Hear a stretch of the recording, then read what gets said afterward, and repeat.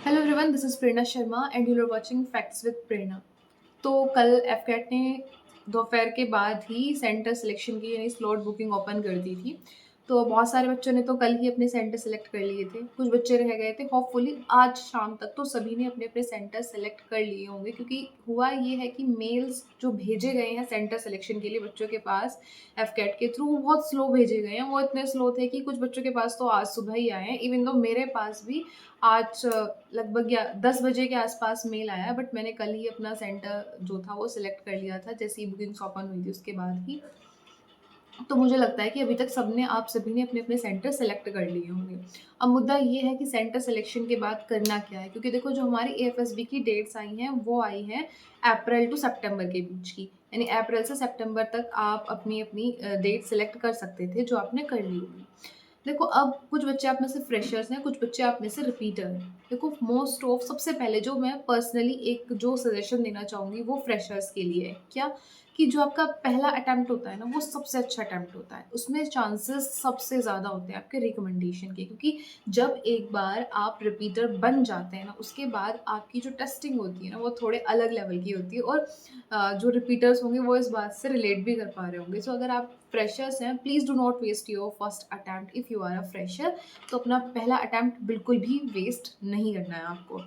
कहाँ से क्या चीज़ें तैयारी करनी है, क्या सोर्सेज़ होने चाहिए, क्या-क्या चीज़ें मोस्ट इम्पोर्टेंट है, वो सब चीज़ों के बारे में भी हम बात करेंगे। और मैं एक अलग से सेपरेट वीडियो बनाऊँगी कि आपको कहाँ से फ्री मटेरियल प्रोवाइड हो सकता है एसएसबी के लिए।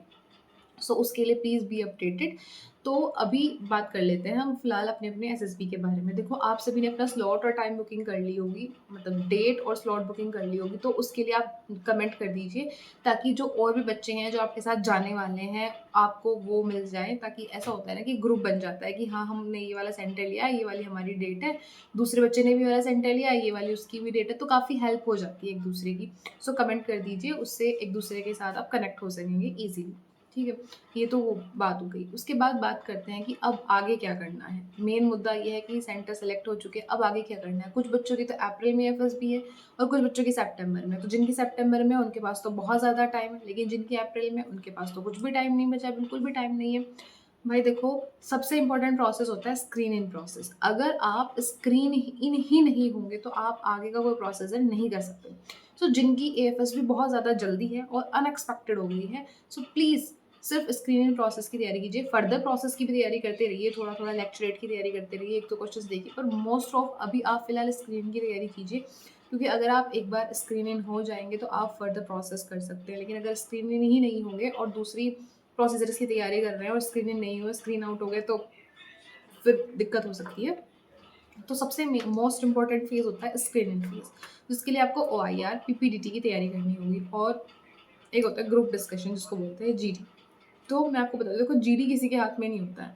वहाँ जाने के बाद आपका ग्रुप ऐसा हो कि वो बहुत कम बोलता हो तो आपको सुन लेंगे, आपका ग्रुप ऐसा हो कि वो बहुत ज़्यादा बोलता हो और आप नहीं बोल पा रहे हैं इतना, तो वो आपको नहीं सुनेंगे। तो दिक्कत ये है कि जीडी आपके हाथ में नहीं है। तो आपको तैयारी किस चीज़ की करनी है? ओआईआर की, पीपीडीटी की और नरेशन की तैयारी करनी है।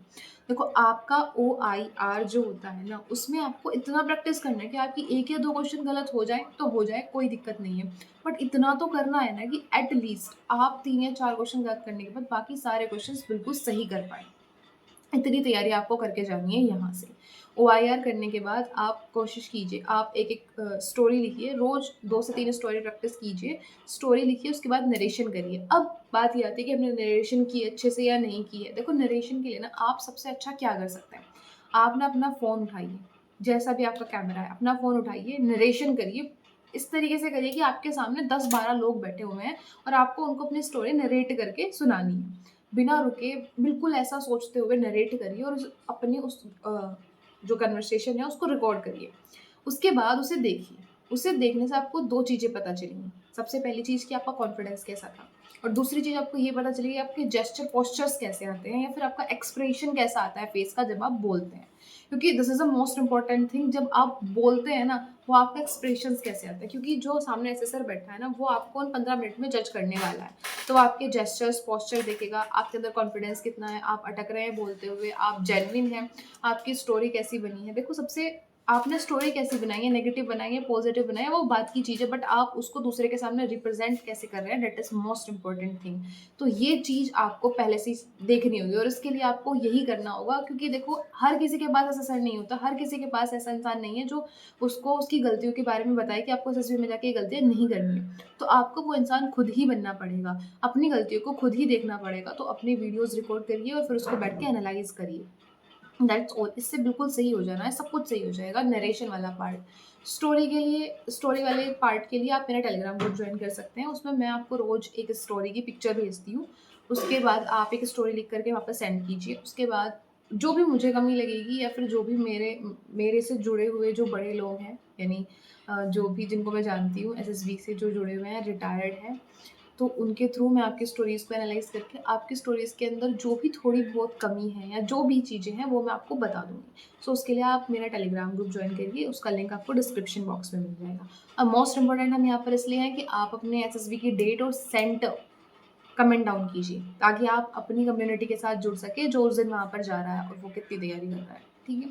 और जो आपको फ्री सोर्सेज़ हो सकते हैं एसएसबी के लिए कहाँ-कहाँ से अवेलेबल हो सकते हैं, ओआईआर के लिए कहाँ से आपको प्रैक्टिस टेस्ट मिल सकते हैं, क्या चीज़ें हैं, कौन-सी बुक है जो आपको फॉलो करनी चाहिए, वो मैं नेक्स्ट वीडियो में आपको बताने वाली हूँ, तो सो बी अपडेटेड फॉर दैट।